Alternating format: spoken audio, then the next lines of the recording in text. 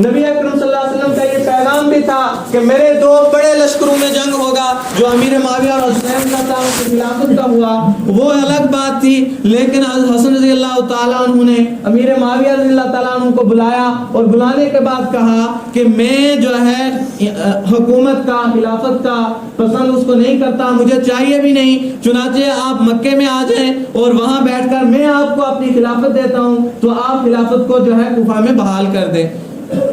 تو لڑائی کا مسئلہ تو پہلے ختم ہو گیا تھا۔ چنانچہ مسلم بن عقیل رضی اللہ تعالیٰ عنہ سفر کرتے کرتے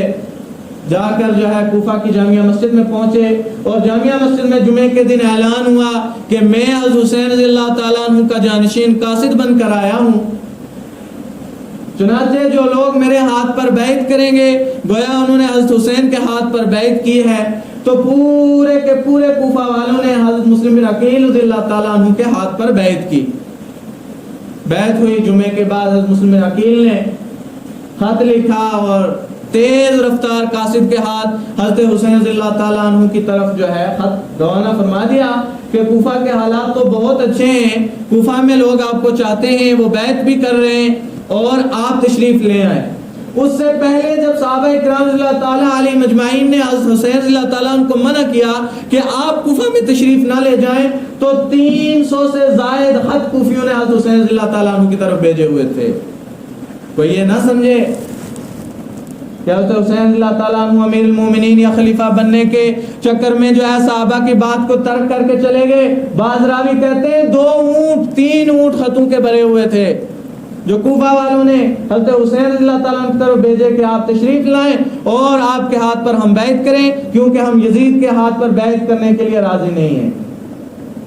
چنانچہ وہاں پہنچے، یزید کو خبر ہوئی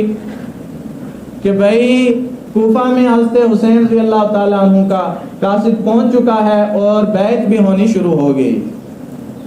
اس سے پہلے جب یزید امیر المومنین بنا تو جس طرح اہم ریاستوں کی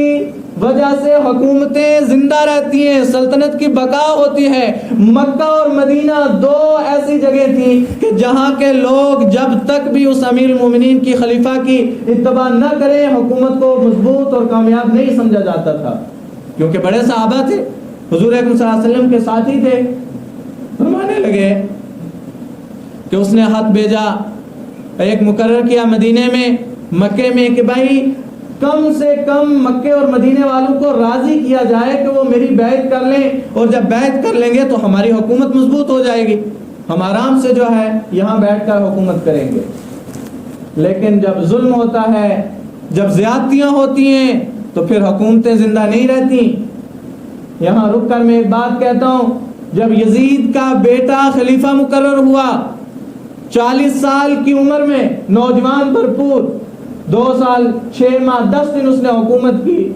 اور اس کو جب پتا چلا کہ میرا باپ اتنا بڑا ظالم تھا تو سارے قبیلے والوں کو بلا کر کہا کہ میں یہ تمہارے منہ کے اوپر اس حکومت کو، سلطنت کو مارتا ہوں، میں نہیں چاہتا کہ میرا باپ اتنا بڑا ظالم تھا کہ اس نے خانوادہ رسول نبی اکرم صلی اللہ علیہ وسلم کی بیٹیوں کی عزتوں کو تار تار کیا، بچوں کو مار دیا اور بیٹوں کو قتل کر دیا۔ میں ایسی حکومت کے اوپر لعنت بھیجتا ہوں، یہ تمہارے ہاتھ میں سلطنت ہے، اور چھوڑ کر جنگلوں میں چلے گئے، اور اس کے بعد موت تک کبھی بھی کوفہ کی طرف وہ تشریف نہ لائے۔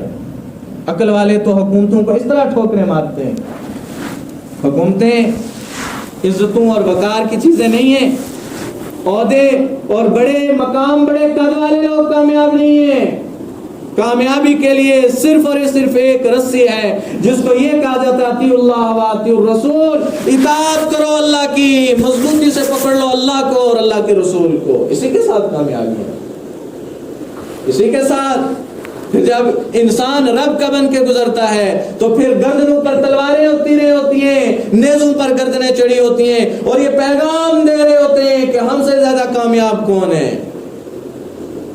ہم تو اللہ کے راستے میں نکل کر اپنی جانیں، اپنی مال، اپنا اولاد، اپنی بیویاں، اپنے بچے سب قربان کروا گئے، اور اس کے بعد بھی یہ بات کہتے ہیں اللہ جی اگر آپ ہم سے راضی نہ ہوئے تو ہمارا کیا ہوگا، ہمارا کیا ہوگا۔ حضرت ابوبکر نے جب اپنے کپڑے اتار کر دیے اور اللہ تبارک و تعالیٰ نے جبرائیل کے ذریعے سلام بھیجا اور یہ پوچھا ابوبکر تم راضی ہو؟ تم اس بات پر خوش ہو؟ تو ابو بکر اللہ تعالیٰ کی آنکھوں میں آنسو آئے کہ میں تو اس لیے خوش ہوں کہ مجھ سے میرا رب راضی ہے۔ لوگوں، صحابہ نے اپنی جان، اپنی رضا، اپنی زندگی کی نشست و برخاست اللہ کے نام کی ہوئی تھی۔ چنانچہ مسلم بن عقیل جب پہنچے اور بیعت ہوئی، خط روانہ ہوا، خط جو ہے حضرت حسین اللہ تعالیٰ کو موصول ہو گیا۔ خط موصول ہونے کے بعد قافلہ تیار ہوا جس میں 70 لوگ یا 72 لوگ حضرت حسین اللہ تعالیٰ عنہ کے ساتھ کوفہ کی طرف روانہ ہو گئے، جس میں حضرت حسین رضی اللہ تعالیٰ عنہ کے بھائی، تاریخ نے زیادتی کی ہے، مولویوں نے زیادتی کی ہے، مورخین نے زیادتی کی ہے کہ حضرت حسین کو صرف 2 بھائی بتا کر جان چھڑا دی، حضرت حسن اور حسین۔ بلکہ حضرت حسن اور حسین ہی حضرت علی کے بیٹے نہیں ہیں، حضرت علی کے 7 بیٹے ہیں، 7۔ یہ 2 تو فاطمہ سے ہیں۔ اور اس دور میں جب باندیاں آتی تھی تو باندیوں سے بچے پیدا کیے جا سکتے تھے، وہ حلال تھا، جائز تھا، جس میں جو ہے محمد بن علی، عمر بن علی، ابو بکر بن علی، عثمان بن علی اور جو ہے علی اصغر اور علی اکبر،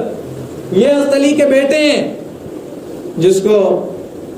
جو ہے بڑے ایک طبقہ جو ہے حضرت ابو بکر، عمر، عثمان کا نام لیتے ہوئے ان کے پیٹ میں مروڑے تو آتے ہیں، اس لیے کہ یہ وہ نبی کے جانشین ہیں کہ جنہوں نے یہاں تک گوارا کیا کہ یہ فرمایا ينقص الدین عن الحی، کہ ابو بکر یہ برداشت کرے کہ نبی کے دین پر آنچ آ جائے، ابو بکر یہ برداشت کر سکتا ہے کہ مدینے میں میرے نبی کی بیویوں کے پونچوں کو، پلوں کو کتے پکڑ کر لے کر چلے جائیں، میں یہ برداشت کرتا ہوں، دین میں زیادتی برداشت نہیں کروں گا۔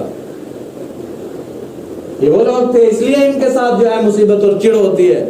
اس لیے یہ مولوی نہیں نام لیتے۔ فرمایا کہ حضرت ابو بکر، عمر، عثمان جو حضرت علی کے بیٹے ہیں، یہ بھی، اور بیویاں بھی، نبی صلی اللہ علیہ وسلم کی بیٹیاں بھی، اور 72 جانثار نے قافلہ لیا اور مدینے سے جو ہے صحابہ کو الوداع کہہ کر کوفہ کی طرف روانہ ہو گئے۔ اب وہاں کیا ہوا؟ وہاں جب یزید کو پتا چلا کہ حضرت حسین کی بیعت ہونا شروع ہو گئی، یزید نے فوراً آرڈر جاری کیا، حکم دیا کہ جو ہے کوفہ کا گورنر چینج کر دیا جائے، کوفہ کے گورنر کو ہٹا کے ابن زیاد کو کوفہ کا گورنر مقرر کیا، جو کائنات کا سب سے بڑا بدترین ظالم آدمی تھا، جس نے بچوں کو قتل کیا، جس نے بیویوں عورتوں کو قتل کیا، جس نے دودھ پینے والے بچوں کی گردنیں اڑا دی۔ ایسے ظالم کو کوفہ کا مقرر جو ہے وہاں کا گورنر مقرر کر کے، اور یہ باقاعدہ لکھ کر کہا کہ کوفہ کی جامعہ مسجد میں جا کر یہ اعلان کر دو کہ جو میرے ہاتھ پر بیعت نہیں کرے گا، میرے ہاتھ پر بیعت جو ہے وہ امیر المومنین یزید کی بیعت ہے، اور جو یزید کی بیعت نہیں کرے گا اس کے گھروں کو مسمار کر دیا جائے گا، ڈھا دیے جائیں گے ان کے گھر، ان کے بچوں کو قتل کر دیا جائے گا، ان کو کوفہ میں رہنے کا کوئی حق نہیں ملے گا۔ آ کر اعلان کیا، اور وہ جھوٹے موٹے عاشق، وہ جو ہے کوڑی کوڑی پر بکنے والے عاشق، انہوں نے آتے ہی جب یہ اعلان سنا تو کوفہ کی جامعہ مسجد میں سلام پھیرتے ہوئے حضرت مسلم بن عقیل رضی اللہ تعالیٰ عنہ کے ساتھ ایک فرد بھی موجود نہیں تھا، ایک آدمی، ایک بوڑھی نے حضرت مسلم بن عقیل رضی اللہ تعالیٰ عنہ کو پناہ دی۔ اور کیا کرتا ہے ایک شخص، کب تک ان کے ساتھ لڑتا، دعوت دی مسلم بن عقیل رضی اللہ تعالیٰ عنہ کو کہ آپ میرے ہاتھ پر بیعت کر لیں تو آپ کو چھوڑ دیا جائے گا، آپ کے بچوں کو چھوڑ دیا جائے گا۔ حضرت مسلم بن عقیل نے کہا ہم اتنے سستے سودے میں بکنے والے نہیں ہیں، ہم نے ابو بکر کی لاش کو گرتے دیکھا، ہم نے عمر کے پیٹ کو چاک ہوتے دیکھا، ہم نے علی کے پیٹ میں گردن میں زہر والا خنجر لگتے دیکھا، ہم نے عثمان کے پیٹ میں خنجر لگا ہوا دیکھا، ہم نے خون سے آلودہ قرآن دیکھے ہیں، ہمارے سامنے شہادت کوئی بڑی بات نہیں ہے، ہم اتنے جلدی بکنے اور جھکنے والے نہیں ہیں۔ فرمانے لگا اچھا تو میرے ساتھ باتیں کرتا ہے، مجھے آنکھیں دکھاتا ہے، چھوٹے چھوٹے 4-4 5-5 سال کے بچوں کو اس ابن زیاد نے گردنوں سے پکڑ کر جس طرح مرغے کو ذبح کرتے ہیں ایسے خنجروں کے ساتھ ان کی گردنیں اتار کے رکھ دی۔ لیکن یہ وہ حوصلہ، پہاڑ جیسا حوصلہ رکھنے والے لوگ یہ وہ جو ہے وہ پہاڑ سے زیادہ مضبوط جگر رکھنے والے لوگ، ان کے کان کے اوپر تک جوں تک نہ رہیں گی، اس لیے کہ ہم نے اولادیں بھی اپنے نبی کے لیے فدا کا امی و ابی یا رسول اللہ، ہمارا مال جان اولاد سب کچھ آپ پر قربان ہے، ہمارے لیے کوئی چیز اہمیت نہیں رکھتی۔ فرمانے لگے مسلم بن عقیل رضی اللہ تعالیٰ عنہ کے گلے میں پھندا لٹکایا اور کوفہ کی جامعہ مسجد کے مینار کے اوپر لٹکا دیا گیا،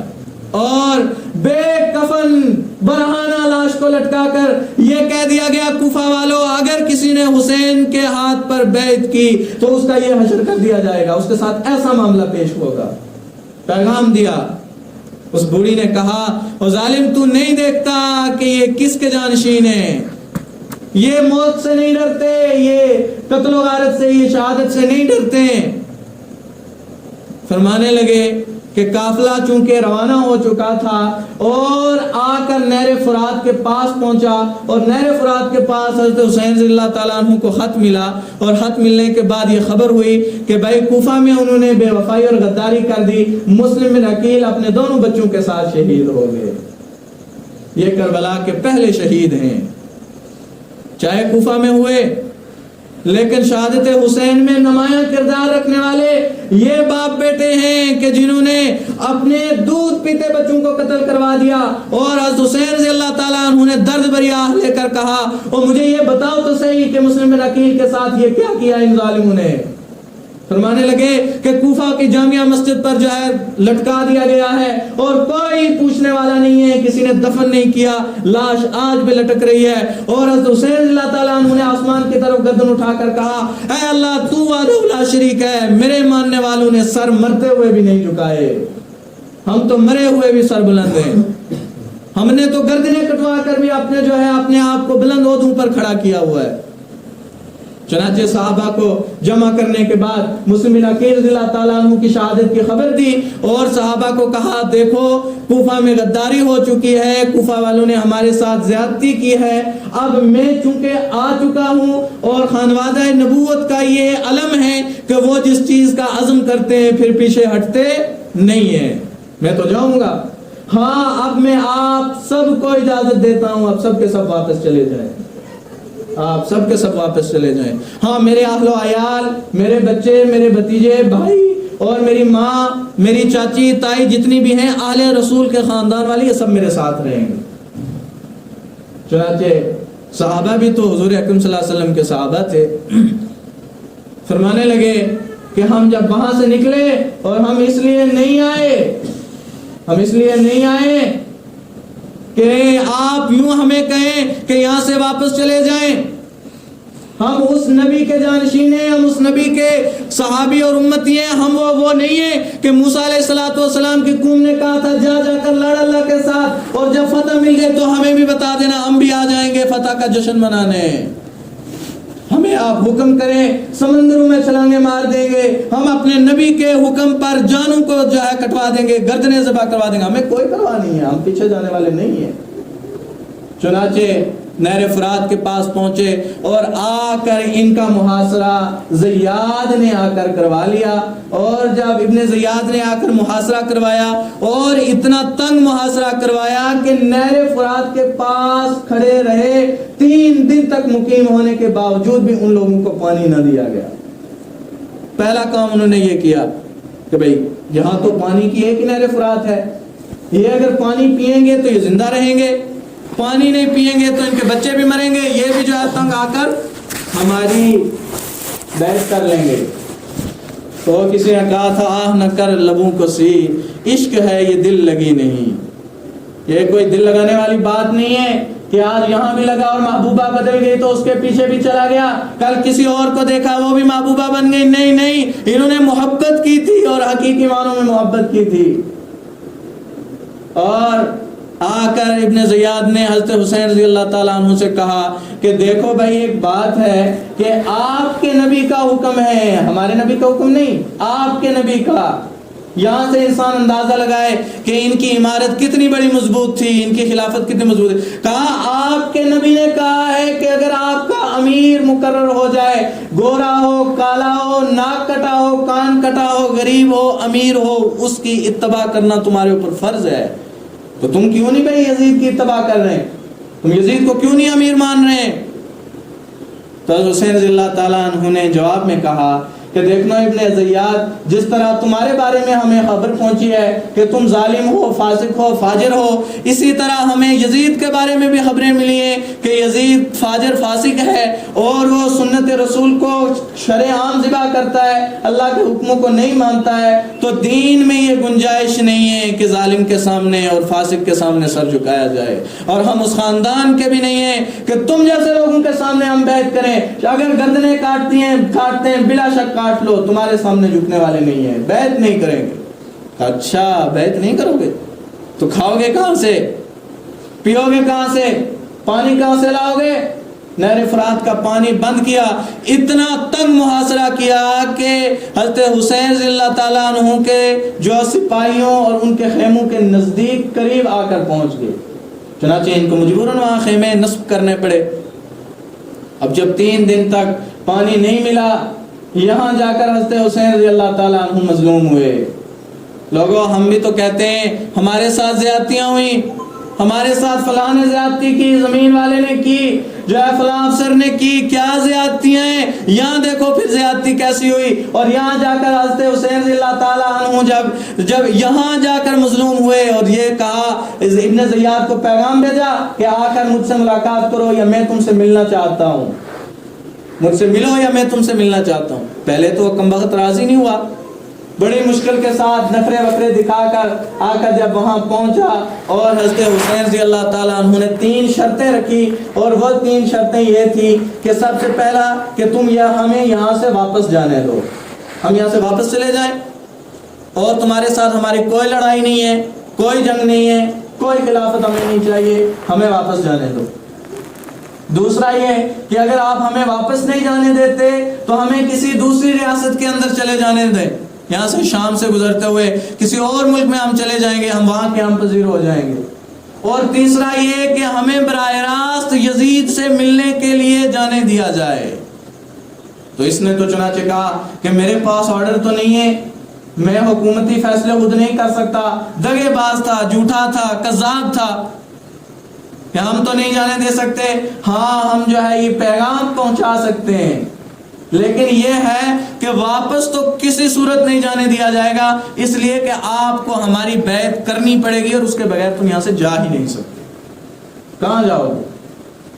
فرماتے ہیں بعض مورخین کہتے ہیں کہ ابن زیاد نے یزید کے پاس یہ پیغام پہنچایا ہی نہیں، اور بعض کہتے ہیں پہنچایا لیکن یزید نے بھی نہیں مانا، کیونکہ وہ کہتے ہوتے ہیں چور کی داڑھی میں تنکا، چور تو وہ تھا ہی نا۔ اگر وہ حضرت حسین رضی اللہ تعالیٰ عنہ کے خاندان پر ظلم کرنے کی نیت اس کی نہ ہوتی تو گورنر کوفہ کا چینج کرنے کی اس کو کوئی ضرورت نہ پڑتی۔ اگر آگے تھے تو سمجھا دیا جاتا، گورنر وہی رہتا، ابن زیاد کو لانے کی کیا ضرورت تھی۔ فرمانے لگے کہ وہاں جب پہنچے اور پہنچنے کے بعد اس نے آ کر کہا جی نہیں، آپ کو کہیں جانے نہیں دیا جائے گا، آپ کو ہماری بیعت کرنی پڑے گی۔ اب جب بیعت کی باری آئی تو یہ بھی وہ لوگ تھے جن کے باپ کو اللہ کا شیر کہا گیا۔ حضرت حسین رضی اللہ تعالیٰ عنہ کے باپ حضرت علی بن المرتضیٰ رضی اللہ تعالیٰ عنہ کو شیر خدا کہا گیا، وہ شیر خدا کے جس نے 3 ٹن کا دروازہ خیبر کا اٹھا کر پھینک دیا اور پرواہ نہیں کی، یہ وہ لوگ تھے۔ فرمایا اب دیکھو ہم بھی میدان میں آ رہے ہیں۔ تو سب سے پہلے میدان میں اترنے والے علی الاکبر تھے۔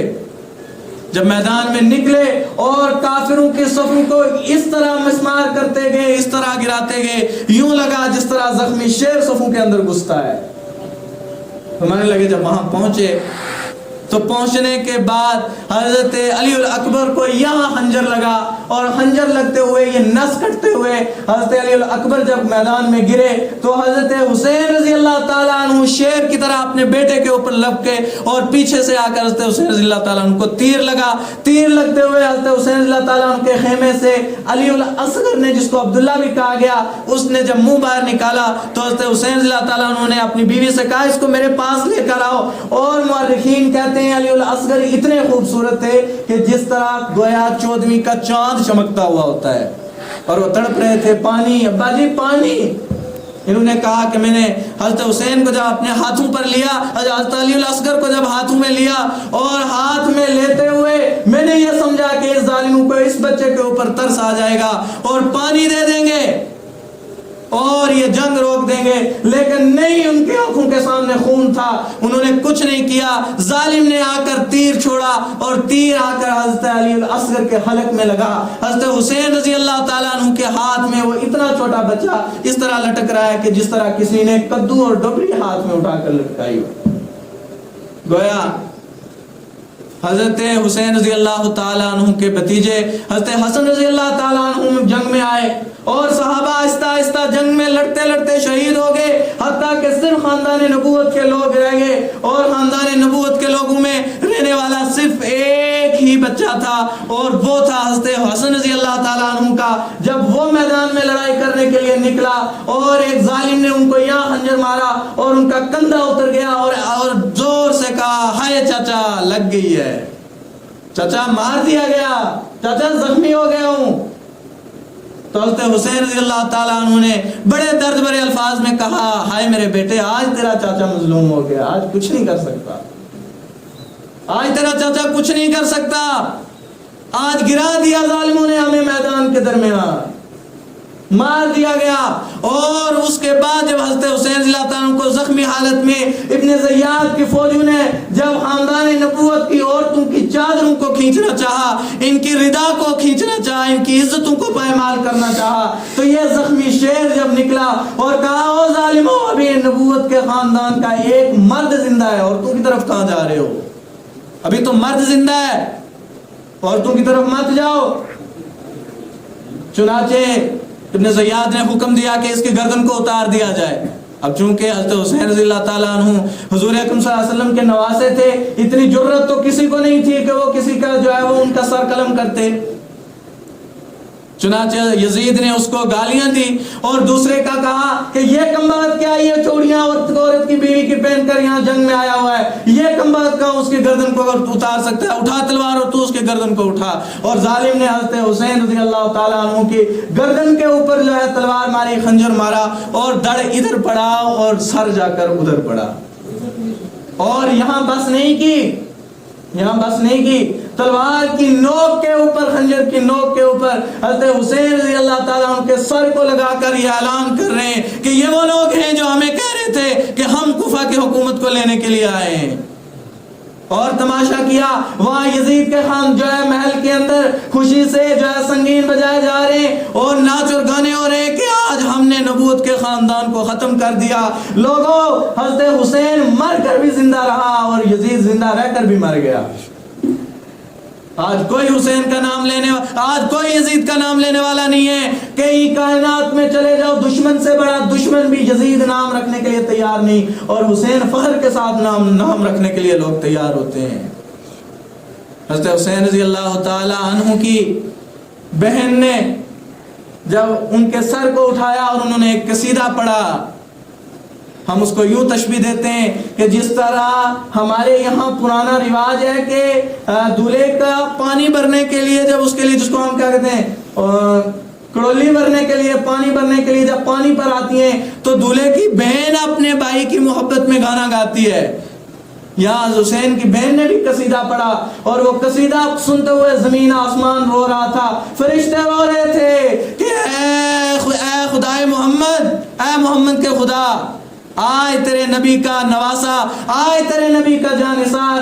اس کی بارات آ رہی ہے، خون سے لت پت اس کے کپڑے ہیں اور خون سے تلوار کے ساتھ اس نے سہرا باندھا ہوا ہے اور اس نے خون سے غسل کیا، اور آج تیرے حضرت حسین کی جو ہے بارات آ رہی ہے۔ لوگوں دیکھو، آج اس نے ہاتھوں میں مہندی بھی لگائی ہے خون کی۔ دشمن بھی رو رہے ہیں، اپنے بھی رو رہے ہیں کہ یہ کیا ہو گیا، ظالموں نے کیسے جو ہے ان کو ذبح کیا۔ یہاں ہی بس نہیں کی، یزید کے گھر پہنچے، محل میں پہنچے، اور جب نیزے کے اوپر سر رکھا ہوا تھا تو اٹھائی چھڑی اور حضرت حسین رضی اللہ تعالیٰ عنہ کے ہونٹوں کے اوپر زور سے ماری۔ حسین کے ہونٹوں کے اوپر جب ماری اور ایک بوڑھے نے کہا، او ظالم، تو کس کے ہونٹوں کے اوپر چھڑی مار رہا ہے؟ تجھے نہیں پتا تجھے نہیں پتا کہ میں نے ان ہونٹوں کے اوپر کئی مرتبہ جناب رسول اللہ صلی اللہ علیہ وسلم کو بوسہ دیتے ہوئے دیکھا ہے، میں نے کئی مرتبہ حضور اکرم صلی اللہ علیہ وسلم کو ان ہونٹوں کے ساتھ ہونٹ لگائے ہوئے دیکھا ہے، تو مار رہا ہے۔ ظالم نے اتنی اجازت نہیں دی کہ کوفہ کے لوگ آ کر حضرت حسین رضی اللہ تعالیٰ عنہ کی قبر بنائے، مٹی ڈالیں۔ انہوں نے کہا مٹی نہیں ڈالنی ہے، یزید کے محل میں یہ طے ہو پایا کہ جو ہے حسین کا دھڑ لایا جائے اور بے حرمتی کی جائے۔ اللہ نے ہواؤں کو جو ہے حکم دیا، ریت کی چادر اوڑھی اور بارش برسائی اور ان کو کفن دیا گیا۔ ان 72 کے 72 کو کسی نے غسل اور کفن کیا، کسی نے مٹی نہیں ڈالنے دی۔ یہ لاوارسی ہے، یہ ہے مظلومیت، اس طرح مظلوم ہوتے ہیں۔ ایک بوڑھا آیا، اس نے آ کر میدان کربلا میں خوشبو سونگی اور مٹی سے خوشبو آئی تو اعلان کرنے لگا، او مسلمانوں دوڑو، حسین کی قبر مل گئی ہے، یہ جو خوشبو آ رہی ہے یہ نبی صلی اللہ علیہ وسلم کی خوشبو ہے۔ ایسی خوشبو جناب رسول اللہ صلی اللہ علیہ وسلم کے پاس سے آیا کرتی تھی۔ تب جا کے حضرت حسین رضی اللہ تعالیٰ عنہ کی قبر کا جو نشان ملا،